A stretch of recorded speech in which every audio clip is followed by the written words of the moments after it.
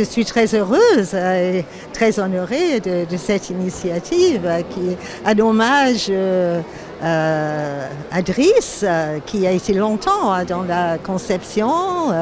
Et là, je suis très émue aujourd'hui de me trouver dans l'espace Driss Shaibi, créé, conçu par M. Kassem Basbaro, qui fait une rétrospective de toutes les années de Driss à travers des images et avec des extraits de texte aussi. Alors, me retrouvant dans cet espace et en voyant les vidéos qui tournent là de Driss, j'ai vraiment l'impression qu'il soit encore parmi nous, hein, qu'il est toujours vivant. Et ce soir, si vous avez l'occasion de voir le documentaire d'Ahmed El Mannouni au cinéma Renaissance à 18h30 sur grand écran.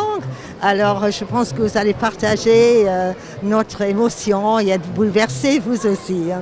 Driss Shaibi, après notre premier contact, il y a eu un attachement réciproque et c'était un ami de plus de 30 ans.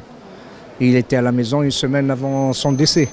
Il était chez moi, c'est moi qui l'ai mis dans l'avion parce qu'il était malade, il avait une pneumonie.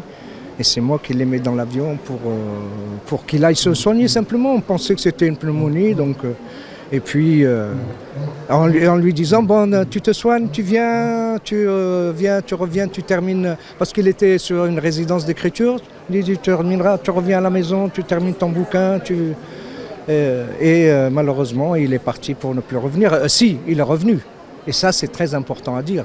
Justement, lors de nos discussions, de nos dernières discussions, il me redisait son désir, sa volonté d'être enterré au Maroc et à côté de son père, autant que possible.